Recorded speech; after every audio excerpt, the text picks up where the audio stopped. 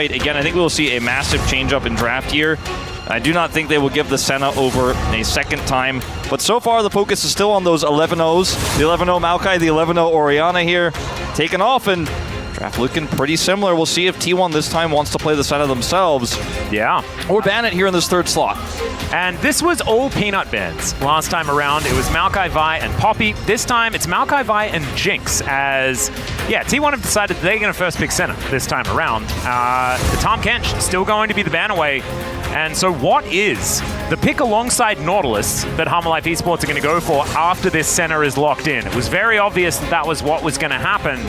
But now, is it just going to be like Nautilus Zeri? Is that what they're planning to play? I don't know whether that's necessarily that great. The Varus has been the go-to here for Viper in situations like this, but you know, Nautilus plus the Varus isn't an amazing combo in terms of what you could do later on in terms of poking and stuff like that. It's not going to control the lane very well. And we'll pick up the Nautilus as a denial here. Yeah. And now, you know, we've seen Keria play a ton of different champions here. Whenever a Senna gets locked in, Sion was buffed. Yeah. Orin is still, you know, decent. We just have no idea. And they might keep that a secret for a very long time. As once again, Zeus will look to play around just having perma-prio in top with the range advantage. And this is what T1 did. Before, the old champion was Aatrox. It's like the meme where he's looking towards the hotter new top lane, the range champion. He's like, ooh, Twisted Fate, though, that seems to have perma-prio. I'm going to blind this instead now. And they just allows them to play so much through bottom side here and keep the Senna lane safe. See if it's going to be a Keria pick here or if they're just going to keep that a secret for now. Yeah, I do think that it's a bit weird that they didn't decide to lock in something like the Rek'Sai, because Rek'Sai Sejuani, we've seen, is so devastating. It's not even going to be the pick. It's the Zeri Nautilus lane that I was talking about earlier on. I'm not a huge fan of it. I think that Zeri is so incredibly strong with enchanters, but they needed to deny the Nautilus. Yeah. And Viper is really good at Zeri, so I guess that's the angle that they're going to go for. Zeri can be deceptively strong in early to mid-game team fights, especially in the early game Senna timeline. So if Viper just forces fights non-stop and eventually gets a few kills, has his Zeri moment, then I could see this composition really snowballing quite effectively before the late game happens, especially if you're considering the Twisted Fate angle here. Not a very tanky composition for the side of T1. As we will see that Talia denied. Love the Rek'Sai ban this time around. Adaptation into what was a very successful game there from Doran in our first. Faker's pool getting thinned out a little bit. The Azir is still available. Likely to be the R4 pick here for Zeker is what we'd be assuming. Assuming it's not banned, yeah. I personally like to see something else just because I feel with Sejuani, you open up so many doors for Zeker's champion pool to really flourish.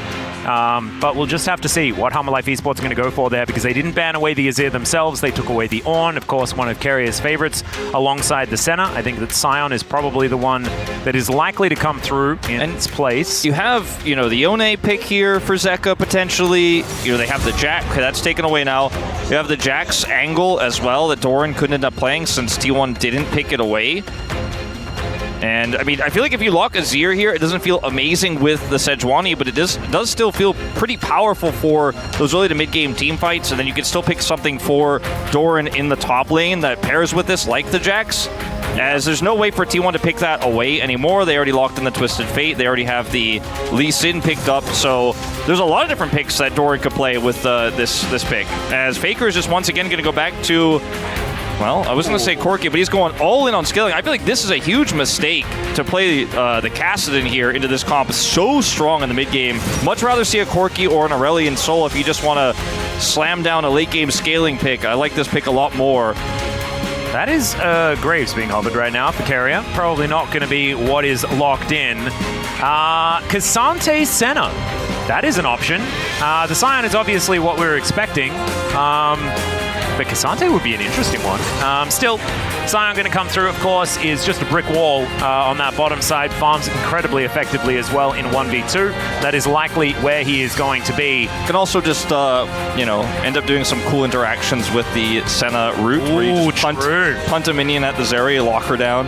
That was the old G2 special, if I remember correctly. There is the Jax that you were talking about. Yeah, just going to be the Jax here for Doran. And you know, the Jax has been pretty decent into Twisted Fate. Obviously, the Twisted Fate outranges you, can, you know, stun you if, you know, the follow-up is coming through, like Peanut comes over, but it's really difficult to deal with Counter-Strike when ganks. It's like really, really strong, and giving Carrier more power with all that extra gold on the Scion, even if it is, you know, a step below something like the Nautilus that we have seen find so much success, I think it is still a danger here.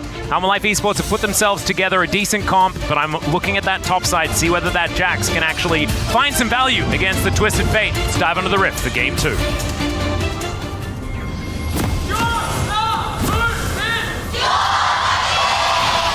소환사의 협곡에 오신 것을 환영합니다. T1 fans are extraordinarily loud today. We're not even on their side of Wall Park. I'm normally completely trolled by the fact, I'm like, whoa, they're so loud, but that's because we're on their side. No, they're on the other side, and it was almost deafening. Well, there's also T1 fans on the Hanwha side, as it turns out. There's no rule where you have to, like, indicate your fandom and then you can never sit on the other side, but there's just so many T1 fans that does happen. As Keria is doing the dance here. I don't know what to call that, but it's the correct skin. It is a bit Pacific Rim vibed. I do like that, as he can become a choo-choo train, and that is the most important thing. I've never picked any Scion skin that wasn't that one, ever. Not even once. I'm a big Lumberjack fan. I do really like the Lumberjack skin, but it is less cool because you don't turn into a train. Khan picked it like once or twice, I remember. Yeah, he was a Lumberjack enjoyer. He played a lot of Train Scion as well, but you know, he would occasionally do Lumberjack for you. I could feel it was definitely a shout out to Atlas moment. Thanks, Khan. I appreciate you. Keria did go Unsealed Spellbook, which is quite common on this pick, so there's some fun stuff you could do with early game control over dragons and stuff like that, where you can try to look for a smite fight into your favor, shore up some of the weaknesses this comp has around objective control early. Yep. Or packages become a big relevant thing that Faker can utilize. As now 8 wins for Zeka on this Azir. I think he's really turned around his Azir play since 2022, you know, starting with Worlds.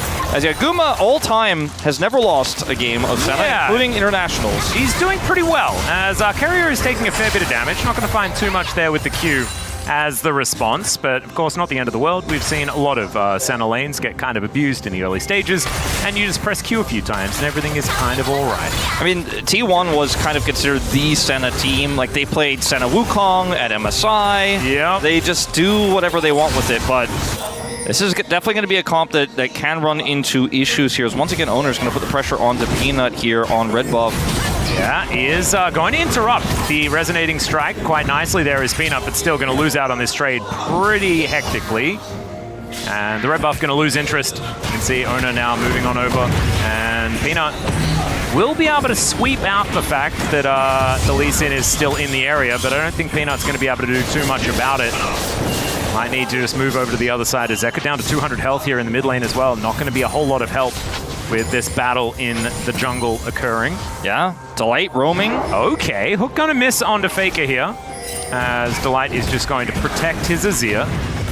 This is a very large wave. My goodness. Okay, well, Owner is up here towards his top side. Peanut gets on in there just to try and grab some little rocks, but not going to be able to get too much. And 13 to 17, the early game advantage there. Quite large for Owner. Yeah, so frustrating here for Doran as Delight looks for another opportunity here.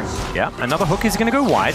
Doesn't flash for it or anything, but the early game here for T1, once again, just playing around the fact that Owner is pushing towards red buff. He has the red buff advantage. Try to look for the 3 buff take there onto Peanut, comes over, and he's like, well, I'm going to slow you.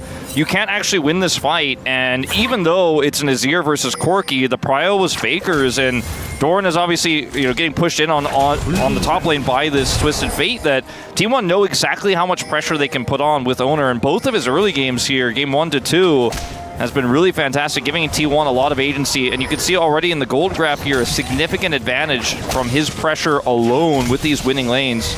Just T1 things. Yeah. Doran going to cancel his back here, as you can see. Manages to get the cannon, as does Zeus, who's thinking about a cheetah recall himself. Doesn't have teleport, of course. And only level 5, so no gating back to lane or anything like that. Peanut will be able to get himself some shellfish here towards the bottom side. And no big advantages, but decent amount of gold over to T1, as, you know, TF exists and stuff like that. the Gambler pretty good at making sure that money is in their favor. Yeah, that's a decent amount of that gold lead. A lot of the other parts, you know, just the farm advantage that Owner has here in the jungle. As a Cull was picked up here for Viper while Delight was roaming, so he is going to have a really strong mid-game spike here fairly early. And even picking up the Shiv is going to make things a lot more comfortable for him. He can make a larger impact on the map with that before Guma, you know, can really deal with those waves. So Hanwha Life Esports will have a lot of power around that window of time once the Cull completes here, even if he doesn't have his Zeri moment in terms of kills. Yep. Do like this purchase quite a bit. As Doran went fleet footwork again here on this Jax. Delight is just not... He's playing River Nautilus at this point. Owner going to start off the bubs. I'm pretty sure Delight knows what's going on. Peanut is going to dive out as the hook comes out of nowhere. Thanks for that one, Jonah Strong, for the jump scare as they do find the permafrost onto Owner. The flashes come forward, and there is first blood going to the Sejuani. The punishment and the long con by Delight. That was really well played. Even though the hook misses, he still has the root. He's still got his passive, and he will still help secure that kill. Goes over to Peanut here. Now Zeus under a little bit of pressure, signed to ult. Oh, he's going to get interrupted as well on the Destiny as Doran's going to jump his way out. Teleport going to come on in here as it's Carrier making his way up towards this top side. It means he's not going to be there in the bottom lane to farm things out. Viper getting a bit of respite.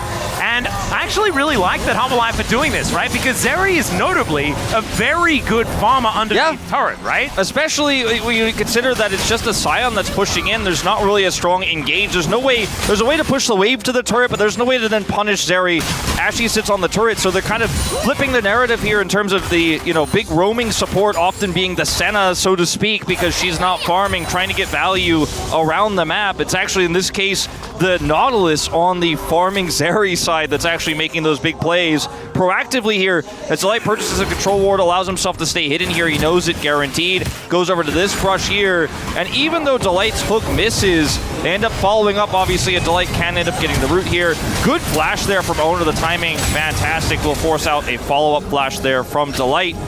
But he does ultimately still go down. Really big play here from Hanwha Life to bring the gold back even.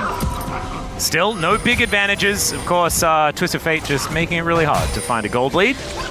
Still, first blood going to Peanut isn't end of the world for T1, and they still have all of those scaling options. I mean, it's Senna, Corki, and Scion. All three of these champions scale to infinity. It is just kind of nutty. Corki not so much, but like just gets so incredibly powerful. It kind of feels like that. As Gumayusi coming on over to grab some souls in the mid lane. Peanut just stealing away the Gromp here towards the top side of the map. 50% health. And now Zeus is potentially in trouble. Finds a gold card onto Peanut, who will throw out the ulti and eventually flashes his way out. Still, Owner is able to lock down the kill. Now Doran, he's going to get taken down as well. The gold card is going to connect, and he's not going to be able to get the follow-up. And T1, they punish hard. Doran's typing, got a plate worth in the chat right now, as that was not it, unfortunately, for Hanwha Life Esports. A huge botch on the dive as the gold card is used on the Sejuani. Smart call there from Zeus. Obviously, the counter-strike would have otherwise denied it. And Peanut takes too much aggro. They know Owner is rotating up. Peanut flashes still, so 2 flashes down, and they fail to play. Zeus ends up being the biggest benefactor. And a very awkward moment here for Hanwha Life Esports. 1 step forward and 2 steps back. Yeah. And it's a little bit of a worry as Control Ward in the back of the pit here. T1 knows that this Drake has been started up, but it looks like Hanwha Life Esports will be able to lock this one down. So once again, first Drake going over their way. As Doran is here on this top side, doesn't have his teleport available. The Twisted Fate still on top side of the map as well. As Owner going to safeguard his way in, and he's just going to steal it away. It's highway robbery from this Lee Sin. He's even able to interrupt Peanut, who does get the permafrost. Viper now looking for an opportunity, but the kickback is too good. Emperor's Divide also fantastic, and the burst fire is there. Carrier going to get taken down into his zombie form, and he's going to find no value. And Wolf, are we certifying it? I'm going to certify it. I've got my stamp out right here and just slamming it down on the table. And this is exactly what I'm talking about with this composition for Hanwha Life. It is so easy for them to win long-term skirmishes into T1's composition because there's no real strong front line. Yeah, you got a Buckler as support Sion, or really farming Sion bottom side, but otherwise, you know, these early fights, the Zeri just has so much mobility as well. Don't make me watch it again. Yeah, oh dear. So Counter-Strike is out here onto the Jax, so that's why he stuns Pino, takes an extra turret shot. Their owner is over here for the play. Zeus is like, thank you very much. We'll be able to grab that kill as well, so not even both kills going over to the Lee Sin, as Delight is making things happen here once again. But look at Viper's positioning in this fight, as yeah, you got the dragon, but you priced yourself into this extended fight, and Viper's just sitting here full health going, yeah, okay, you can go on me, you're taking that Q into me, okay. Senna can't do anything here, and Corki can't do anything either. Whoa. There's a lot of people here in this top lane. Sorry to interrupt. No, it's all right. We're going to see whether Peanut can actually try and get some sort of gank working, as in goes Doran, finds a counter-strike onto 2. Q connects here, but the dredge line, the depth charge, absolutely fantastic here from Delight. Still, there is the package delivered right underneath the turret. No one's gone down just yet, though. Another hook is going to connect as they're trying to juggle, and there is the kill going over to Delight. Ekka's coming up. Yeah, this is starting to get scary. These health bars are relatively low, but Zeker is kind of here by himself. And he doesn't have ult. Yeah, it's not exactly a kill opportunity. As all right, control ward has been put down, and there is the Hex Flash over from Delight. Doesn't quite find the value. Shifting Sands gets Zeker out of dodge, as we're just back to laning. All right. Yep, everybody calm down, everything's fine. Now, this is the Shiv spike I was talking about with Viper, where Keria on a Sion, you know, is going to never die, but will never be able to deny play gold over, never going to be able to get back control of this bottom lane, won't be able to control mid lane either when Viper comes over there, so he needs to be able to make a larger impact, or Guma needs to start making larger impacts on his own, otherwise this area is just going to naturally scale up through this mid game. The Sentinel will be stronger later, arguably, depending on the game state, but right now the Zeri feels like a goddess here across the rift, and the top side play once again, the package gank. We saw it in game 1, failed there, fails here from some good plays from Delight there. Hanwha Life defend it, and now Faker is packageless. Doesn't get anything out of it. Really unfortunate. Also teleport down now on the Corki. Zeka picks up that early Nashor's Tooth. And Hanwha Life really feeling quite nice with their position here after a few whoopsies in the early game. Yeah, I would say so too. Let's have a look at the replay to this top lane fight as well. Doran starts it off pretty nicely with that counter-strike. Yeah, it starts off with a nice counter-strike. The ult comes through here from Peanut, and Faker does still commit to this play here onto Doran. And even though Delight takes a bunch of package damage here, it's still early. Look at this hook from Delight. Keeps Zeus under the turret for one extra shot, and that is the end of that. Even with those low health bars there, Faker is not going to stick around. Oh, I was thinking maybe there would be some action as Delight and Sejuani up here. I don't know why I decided to say Delight and Sejuani instead of Delight and Peanut, but I did. It was just what I decided to go with.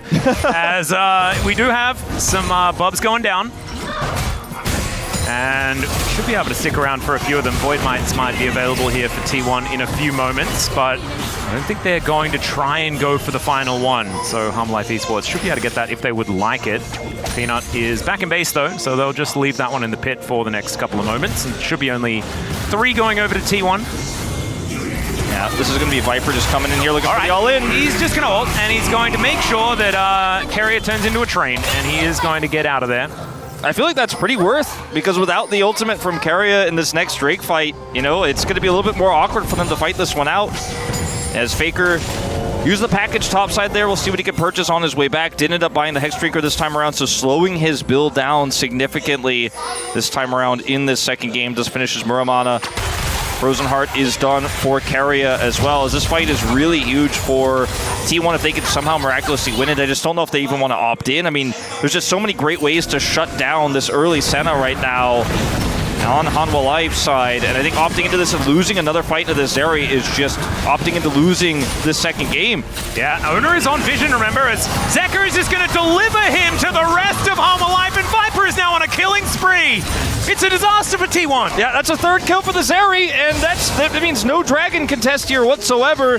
They can get the Herald in exchange as they do start moving towards this top side. Maybe they want to get something like a Jax as well, as Doran does have Flash. He has his ultimate available to see if they can get him. If he just walks it out, they can get the turret here. Yeah, and Doran's Spidey senses were tingling. I just don't know whether it's going to be enough. Zeka's TP is coming up in just a second as well. I don't know if they can really stick around and try to force this. Yeah, and in fact, Viper was moving up as well. The ganking Zeri, the most unexpected of gankers. as he is now just going to shove this wave towards the turret. This has been like the most unfettered Zeri ever. Yeah. Viper, he's just come into team fights, taken kills. Ox, pay attention, please. But Viper has just kind of had a free laning phase and even found some skirmish kills and taken advantage of those too. And it's a Azir or it's a Zeri that you're laning into as the Scion, as they are going to try to come over here and contest this Herald now. Hanwha Life, they win this one, it's pretty much lights out. And T1 just walk away. And that is the concern of this accelerated Zeri. And I mentioned this in draft, I feel like the Scion can't really do what a Nautilus can do. Scion is kind of an ult button and a very large Q that if you stand in, you know, he makes an impact in the fight. If you don't, he doesn't do what a Nautilus does. A Nautilus has a massive ultimate that's going to hit multiple people. It's targeted. He can Q multiple times in a fight. The Scion is now just sitting under turret against a Shiv Zeri or a Nashor's Tooth Azir and just getting beaten on. And Keria has made very little impact. Meanwhile, Delight, 100% kill contribution here, 100% participation on this Nautilus. He's everywhere all the time, and Hanwha Life's early game has just been going swimmingly. Yeah, I feel like Delight has, he took the All-Pro vote personally or something like that. He really wants to tell everyone that he is in fact still an absolute god on engaged supports, and he is demonstrating that here today This on moment. the Nautilus in back-to-back games. And yeah, Zeka just says, no, you're coming over here. Yeah, that was just a really good call with the ward that they had there on the Krugs. A little bit of greed there as Owner was hoping his team would maybe rotate over and collapse on a slower neutral fight there with the Corki. And he's just a victim of vision. Yeah. And this is going to be the mid turret going down before the charge even happens. And so now Shelly going to keep that health bar as Doran does have his counter-strike, and it's going to be difficult here for Owner to find too much. Does just kick him away as Faker trying to convince Peanut that he is not welcome in his jungle. Peanut probably not really going to listen to that one too much as Viper tanks a casual turret shot. Delight now looking to come on over. There are a lot of people towards the top side of the map, as you can see. Zeka has teleport, so if they want to continue to push this, they are going to have to be very cautious of this. He can both get this outer turret bottom side and make an impact here top side. There's that TP. Yeah, and now the flash forward from Delight. He'll find the depth charge onto Gumayusi, and this center is in a lot of trouble. Zeka going to fly on over, does find the Arise, and then the Sand Soldiers will finish the job. Doran actually getting the kill, kind of big here as well, as that Jackson a side lane is very, very scary. And Viper just back to killing the minions. Viper's been playing this so well. He knows he can rotate between top and mid so easily. Every single time there's a potential skirmish there, he's like, I'm so ahead of the curve. I'm so fed. I have Runins, you know, at 16 and a half minutes. I will go up there and make an impact in this top side fight if you guys want to continue to force the issue. T1 trying to get a cross map there, knowing there's no one who could stop this Azir push. They're like, well, we have to get something here, but the turret is even so healthy that you really have to question what's the angle here for pushing Guma. It's not like he's getting plate gold or anything here. Zeka had teleport. They should have been able to track that. And T1 falling apart a little bit here on the map. And yeah, the game state is definitely not good for them, but it feels like it's getting worse all the time as the Scion has still been completely invisible this game. Yeah, the Scion and the Senna not really reaching the point where they're able to be that relevant. And with the acceleration from Viper, it is just so incredibly scary. That on top of the fact that it's Viper, right? Like, we just know that this guy is always just going to be good in a team fight. Could we be looking at exactly what I was saying before, where it's T1 falling down 0-2, as this might mean no, as Dawning Shadow is going to fly on over as well, and there goes the Azir. And now Doran, that is an unfortunate teleport, if ever I've seen one, as Keria with a celebratory faceplant into the wall. Keria also flashing there. Very strange exchange, as he will be able to get Doran's teleport and his flash as well, but... Okay, Hook is going to connect here, as there's the ulti out from Viper. Faker now in a whole lot of trouble as the Piercing Darkness comes in, but the flash forward from Viper says no. And now the Mega Cone from Gumayusi, still Viper able to get these burst fires over, just dashes over the wall. There's the extendo beam, but good sidestep from Gumayusi. Still, that's going to put some fear in him. Yeah, it certainly will. I mean, now he's flashless, so the sidestep was good, but if you're just watching how these skirmishes play out, every time T1 looks like maybe they got an edge, maybe they got an advantage, you look at the Summoners, you look across the Rift, and you're like, well, not really. Viper's still the king of Summoners Rift here in this second game. And Zayas, he ends up getting a big shutdown of gold there on that last play. top side, but it doesn't necessarily ultimately matter that much as Doran is still Jax in the side here, and now that he's shadowed, now that they push the Senna away, he should be able to get this turret as well. We'll put Hanwha 2 turrets up on T1. A Fed Zeri and Azir getting closer to that Leandri's breakpoint here. I mean, plays like this, I think, are absolutely necessary, and this is why T1 is such a resilient team. Despite deficits like the gold one they're in right now, they can make proactive plays. As Keria fail flashes the wall there, and that's why he ulted like that. And it's a little bit rough as Faker gets caught here as well by Delight, who just feels like he is everywhere, man. It's a global Nautilus where he's just involved in every single fight that T1, or rather the Hanwha Life, is opting into. Good sidestep you mentioned from Guma, otherwise this is even worse. Yeah, and I was doubting the Nautilus Zeri, but the way they played it into the Senna Scion lane was just beautiful, you know? Like, just opt in to River Nautilus, you know? Get him around the map, get him involved. And you mentioned already, I mean, he's still sitting at 100% kill participation. This guy is, like you say, he's just everywhere. And the skirmish that T1 opted into on that Dragon, like, you got the Dragon Steel, be happy with that. I mean, that when we rewind this game, that is what the big story is about. That's when you start to see this map turn, or this gold graph turn red. It's been getting redder since, as Delight was roaming the entire time, but once Viper became online, they just have this kill squad. And it's so difficult to deal with this Jax that's also starting to really be a big threat as well. He just runs forward with the follow-up stun for anyone that Delight hooks, and then Viper just wipes them off the map. It's a Chemtech Soul, so T1 leading the Dragons here doesn't even feel that significant either. No, it's not exactly the greatest. And we almost have Infinity Edge completed for Viper. When that third item is done, this area is going to be so scary. And with Leandri's now complete for Zeka, they can threaten Baron very effectively. Their Baron damage extremely high with the 2 damage dealers that they have. On top of Jax, who does a decent amount as well. They'll start this one up. It is dangerous, and full vision was given over to T1. Of course, you can still press that Destiny button if you would like to. And so there they go. Hanwha have already backed away from this one. There's the kick forward. Good Arctic Assault there, but Doran's still going down so incredibly low. Delight also having to flash away. There's a Flash Emperor's Divide, but it's whiffed entirely from Zeka, and T1 will punish immediately.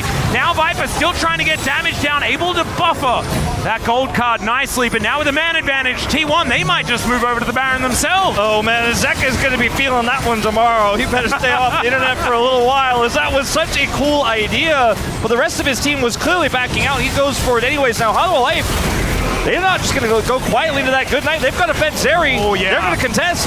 These extendo beams are scary. There is the hook in, but he's not as tanky as he was last game. And Delight will just immediately get punished. Peanut has Flash. Yeah, they want to try and get on in here. Doran's at full health now as Viper has pressed that ultimate button. This is kind of a Zeri fight, and he's going to take out Zeus first. Into the pit they go, but the Baron is still going to go over to T1. So still their advantage, and Zeka will teleport in, but it's a bit too late.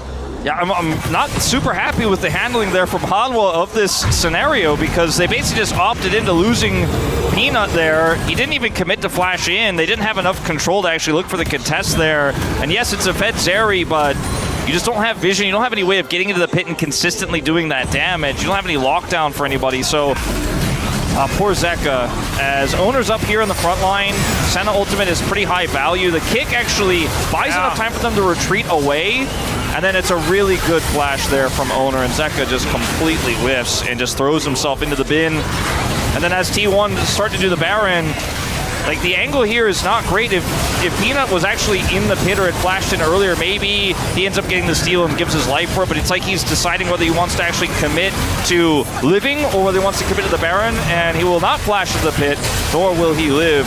As Viper does end up taking out Zeus, so that's one consolation prize they do end up getting here, but the teleport commitment as well from Zeka, who doesn't have ult, is just a little bit sus. Yeah, was definitely very well handled by Owner, just over the wall, back and forth, making sure that Peanut wasn't able to get anything done. The best way to guarantee that you can take the Baron is by killing the enemy jungler, and that is precisely what he did. And now you can see that gold graph moving back towards Hanwha Life Esports. IE done for Viper with that 5th kill. It's the Viper story, you know, with this roster always. Yeah. It's going to be me to carry again, isn't it? And we'll see whether he actually can do so, of course. As you mentioned, I mean, the gold, like, it is just base gold from the Baron. Once again, I feel like we're having a mirrored game this time around. 44 seconds on this Chemtech Drake. As Hummer Life Esports just trying not to take too much poke damage. There is the back to come through from Gumayushi. Faker does complete his maul, does take a lot of damage from Zeka, but not so much from Viper if he does end up getting ulted on. So he has to be really careful about how he wants to use his packages here. And he may just simply opt into the fights they know they have guaranteed prio on to avoid getting packaged whatsoever. Whoa, there's another flash forward here as Emperor's Divide is going to be used just to get Zeus out of here. The ulti comes through from Viper. He does do a lot of damage, but T1, the Phalanx has been put together. And there goes Zeka once again. Oh, feels like Zeka, that play from earlier on kind of got into his head perhaps, but it was a good pick off from T1 nonetheless. Doran's going to teleport top here to try to trade turrets as T1 used the last 20 seconds of this Baron. The push mid. Faker is going to come over and try to deal with him in this side, but it is a Jax inside. He's looking for Faker, actually. I don't know about this. Faker is going to have to flash, but there's a flash through from Doran. Dawning Shadow does come down, but there's another leap strike, and Doran gets himself out. And okay, Doran. I mean, he's starting to become scary. Yeah, that was a very scary moment there for Faker, but he also could have just perhaps looked to focus down the turret instead, but it's a trade of flashes you'll take as the Jax that has a little bit of inherent mobility versus this Corki, who has his own, but a pretty long cooldown, and one that you have to hold when you're holding package. Doran is just constantly putting this pressure on, giving it his teleport for this, and I don't feel like it has been a waste necessarily, but he's not getting the value he wanted as T1 just calmly takes Soul Point. Doran's going to get out of here. Is maybe a backstop? Yeah, Peanut is just being as frustrating as possible and succeeding. These games just don't breathe, do they, Atlas? No, they don't. And I'm not gonna lie, I wasn't prepared for this level of intensity. It's neck and neck again. I swear, 26 minutes in game one, it was the same thing. Yeah, it was like 9-9. I remember you calling out the kill score, and we were like, well, it's anyone's game. Obviously, there are really strong win conditions here for both teams this time around. You know, you have the Corki coming online here. The Senna is stacking up, even though it wasn't a very high-impact game for the Scion early. He still farms, right? He still uses gold very efficiently and will, of course, infinitely scale, as you mentioned. Lucaria will be a lot more relevant later on. And Zeka, you know, he ended up hitting his 2-item spike, but has since kind of, you know, made some interesting choices that have led to his demise. Yeah. And it's all about, it's like Viper versus Faker and Guma in this one. Yeah, and I was actually a little bit puzzled earlier on today because we saw the break screen, and normally it's like the lane matchups that's there. You know, you've got Viper versus Death or something like that. This time around, it was actually Faker versus Viper. And now I've realized why, because that's precisely what this game is all about. Yeah. And Faker so far, you know, he does have that 3rd item spike completed now. It took him a little bit longer because he went for the maul. Is a very good choice into Zeko, obviously, in this game. There's a lot of other AP sources. You saw the lifeline popped by Doran moments ago. But now he's really going to be a huge threat in these neutral fights here. Yeah. The Baron being the next big objective to spawn that both teams are really going to be focused on at T1. So already setting up deep vision for this.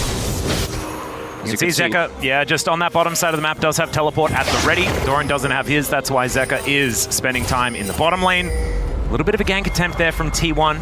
44 seconds prior to this Baron. Ooh, as Peanut. She could be in trouble. The smite to break the shield does manage to find the ulti, and boom goes the dynamite. 6-0 now for Viper, and Hummer Life Esports, they can have control of the river. How do you like that blast cone, Valdez? I have seen pigs fly. I've seen pigs fly right now on my screen, right there. No disengage cone this time. The T1 fan said maybe Peanut will fly. Maybe when pigs fly, I'll see that Peanut Sejuani come over there and punish my Guma, but pigs did fly and Guma did die. 6 kills for Viper. Hanwha Life at a very critical moment end up picking the enemy 80 carry here. Now they have a free Baron take, or rather start. Not a take that, not just yet. Zeka has his ultimate available. Faker does have TP. Yeah, package also going to be picked up here, so he can teleport to the wave on the top side of the map. Hummer Life Esports going to back away from the Baron. Not wanting to deal with that, especially with the package available, as now Carrier going to get engaged on. There is a hook that's going to land. He is so tanky, though. Not going to be necessarily a target that you can burst down. Still, they get the Destiny out from Zeus, who is now just going to turn his attention back towards this Baron one more time as well. He's found his way in behind enemy lines. Good zoning smash there from Carrier, but they're losing control quickly as Viper is level 16. Yeah, package is going to be delivered just to Peanut here, as it was probably wearing off. And now Delight going to answer with that depth charge. The flash over from Viper. The assassin is going to kick him away, but it's not going to be anything that's actually able to help out here. Is now Carrier taking damage. Owner will be taken down. There goes the jungler, and T1 are falling apart. Somehow that Glacial Prison connects onto Carrier, and now 5 versus 3. Life Esports will start off the Baron. Another hook is going to connect on Zeus, and Zeka is going to make up for that ultimate from earlier. Peanut finds the Arctic Assault flash, and Zeus will be taken down. His opposite number picking up the double, and there's the Baron for Life. Life Esports going to take this Baron, and with it, control over the map for the foreseeable future, if not for the rest of this game. Carrier, very tanky. See if he can get his way out of this one.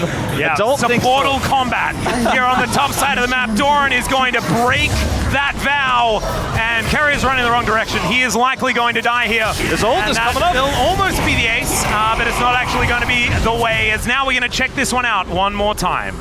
This is how it all starts. On a ward, man. On a ward. On a ward. This is how it all starts off. Peanut comes over here, flies across, and they get the zap for the kill there. The extendo beam comes over. And then in this fight, obviously, it's going to be very broken up. The package is no value. It doesn't even look like it was a package at all because it's just used on the wall there. And then Viper flashes for the kill. The fight's over at this moment.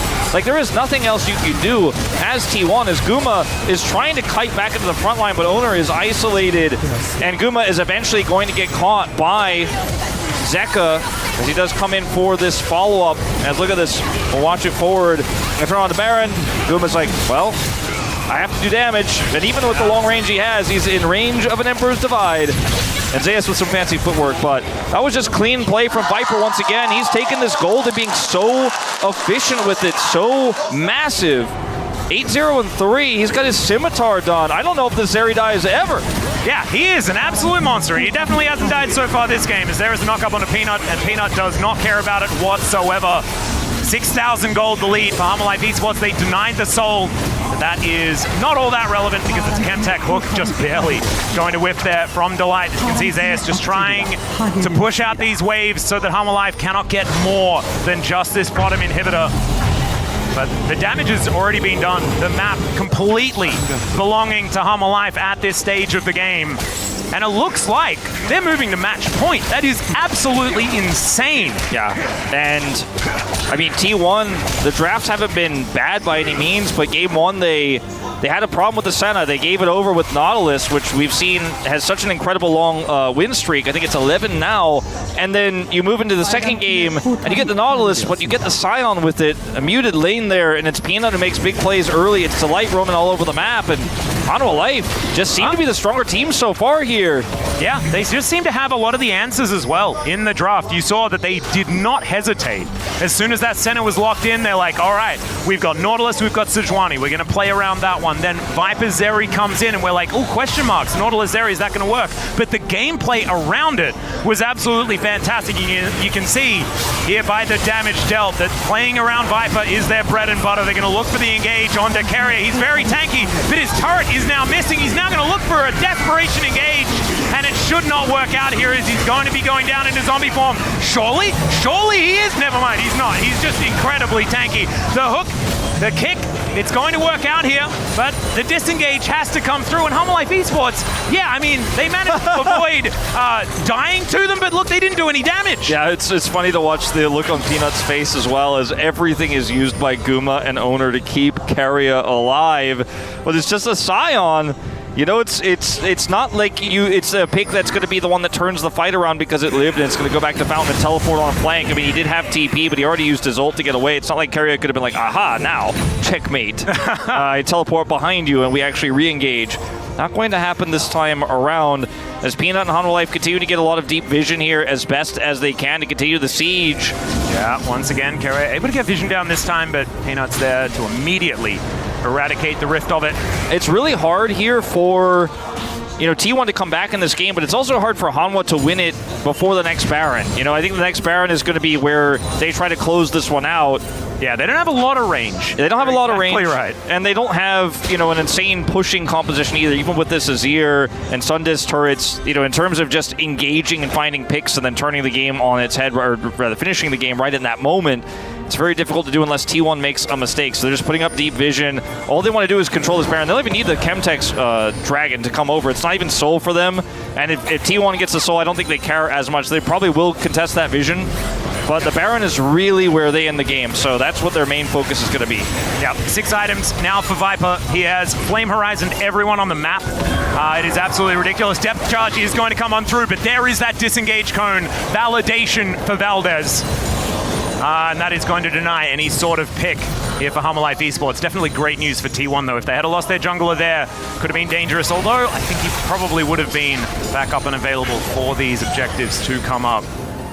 It is still very intense, but it does still feel like Hammerlife Esports have broken through that first layer and are now just looking to try and take this victory home. Doran going to push this wave in. Obviously, there's super minions on the opposite side of the map to where the Baron is, which is super frustrating for T1 to deal with. They have Faker's TP, they have Karya's TP, so someone will be able to deal with that, but super minions are a bit of an issue here for the next minute 20. And Hanwha Life has such insane Baron damage right now. They can kill it so quickly. They put up the Sundesk gear, and they have basically permanent prio all over the map. Viper is level 18. They have deep vision from top to bottom here across T1's jungle. Viper hit 18 before Doran did. Yeah. It's kind of ridiculous. He is highest level in the game as Delight is going to find Zeus. In goes Doran as well, and they will be able to lock him down. Gumayushi, he just pops like a balloon, but still, Delight taking a lot of damage. The package delivered. Ona looks for the opportunity. Empress Divide avoided, but he can't avoid the prison. And now Faker has to flash away. He does manage to take down the Jack. The extender beam avoided as well, but he's still moving the wrong direction. I don't think it's going to be enough to save them. It's only 3 kills, and Faker might be able to keep himself alive, but Peanut is going to come on over. He flashes. He doesn't manage to lock him down. As you mentioned, the teleport out from Faker, but still, Hammerlife Esports now, they've got Nexus turrets in their eyes, and they've got a match point that they're looking to secure.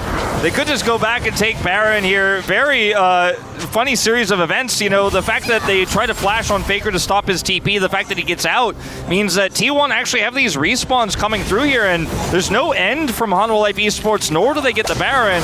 And this is a really nice attempt here, I think, for T1. All things considering where they are in this game, the game state is so against them here. They're trying to turn this around with package, but this desperation is just simply not going to work. Not enough damage here. Delight is just tanky enough here, even though it's support Nautilus. And Faker, yeah, he does get out with his life here. Sidestep is insane. I don't know how that sidestep even worked. It didn't look like he avoided it, but I guess he did. Yeah, not fair. That is just GOAT things. Sometimes you're just better. He sees the ones and zeros. Yeah, he does. And so far he's seeing the 0-1 in his scoreline, but he wants to change that narrative here on this Baron fight. They do have another fight in him. Wolf, it's 6,000 gold to lead. But we have seen already in this series, I don't think the gold really matters all that much. Both of these teams now with Soul Point available. But the inhibitor has respawned as well, so T1 are allowed on the map. So many tools that aren't available for T1. No package, no flash for Faker, no flash for anyone but Karya. Yeah. And Hanwha Life Esports just put Doran in the top lane, continue to push this, and they say checkmate. Yeah, well, there's the control ward. It goes down. Zeus is going to get knocked up, and there is nothing he could do about it. Viper, 9-0-4 on the Zeri. He has gone from problem to disaster for T1, and Hanwha Life Esports are going to head towards this Baron pit and look to try and push for the final time. If you're a believer in the butterfly effect, if you're a believer in dominoes falling over, it all started on that poor dragon take from T1 where Owner got the smite steal, but Zeri got 2 kills. And you certified it, Wolf, and once that certification goes through, it is very difficult to take it away. And I don't want to take anything away from Delight either, because I feel like this was his game. He ruled the Rift and set up Viper in so many ways, set up Doran in so many ways, and now the Baron is going to be the siege to end here. I see no world in which T1 defend this. And look at how quickly everything goes down. Viper with 6 items is no joke. Doran going to help take down this inhibitor turret as well. He's a damage threat on top of it all. And inhibs all just going to be removed. It is textbook play here from Hanwha Life Esports. And T1, their map has all of a sudden gotten extraordinarily small. Zonia's for Zeka, Zonia's for Doran. There's no way to mess this up if you play it carefully, and Hanwha are. Yeah, they're doing the very best. Karya has a gigantic health bar, but he just can't really do anything else. to stop Harmolife Esports from getting on in here, making things happen. Guardian Angel done for Viper, so they're going to have to kill him twice in this fight if they are actually going to be able to hold on to this game. But you can see there are multiple Siege minions still bearing down on the base, and now Doran goes in. He finds the Counter-Strike onto Zeus, and now Zeka gets in there! The explosion of damage is now they're in range of Viper, and that means that it's Harmolife Esports in range of winning this series with match point now available. Harmolife showing up in